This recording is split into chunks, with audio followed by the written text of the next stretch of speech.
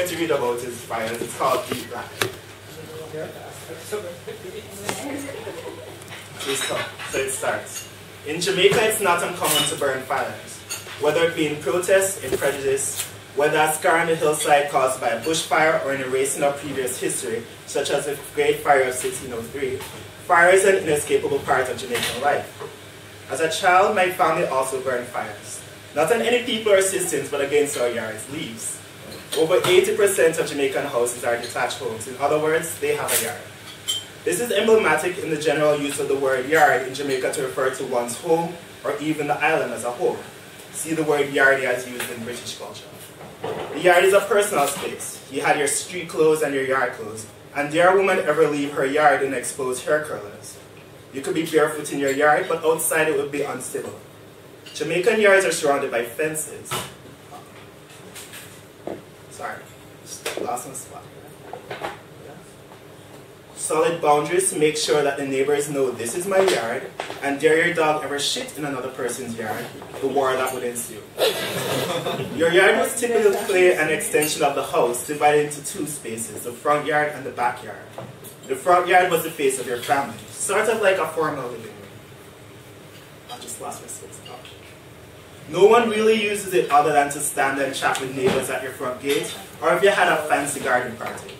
This is where you have primroses, geometric hedges, bird baths, or a pond if you could afford it. The backyard, on the other hand, was something different. It was a mango tree shaded dirt patch, sometimes with grass but not too well maintained, whereas you always have a solid wall demarcating the street from the front yard. In the backyard, it was usually a fence of some sort, chain link, wire, zinc fence, something affordable. It was a place to wash and dry dirty laundry, or keep bird coops if you had one. Here you could potentially have some sort of kitchen garden or store building materials for future home expansions or leftovers from past ones. You might also have large disused appliances that are difficult to throw away, such as an old washer or fridge, and of course the yard trash generally in a heap.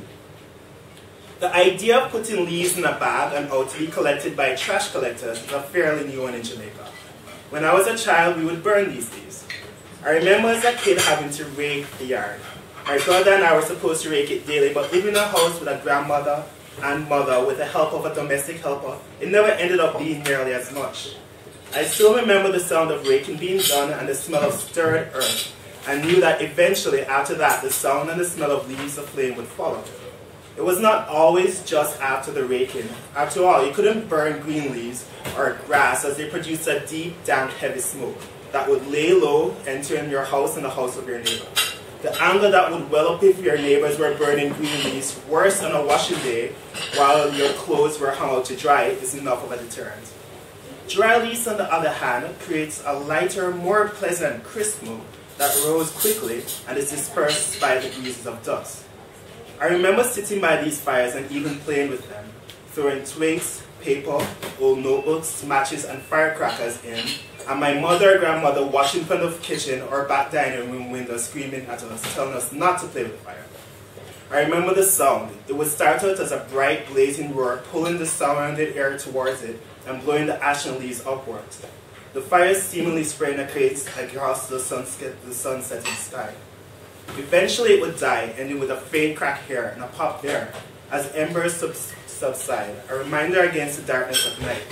I remember the way that the soil where we burned our fire was the blackest soil I ever saw, a rich ebony as if 1,000 blackboards had been ground into a fine dust.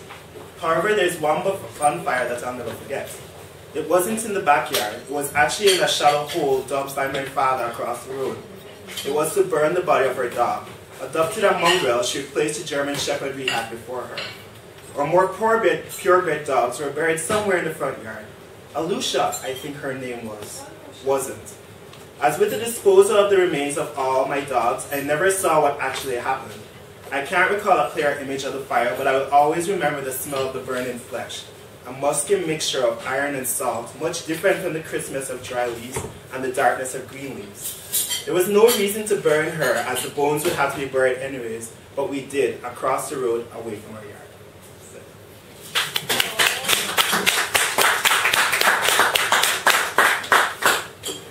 Number one. Number two.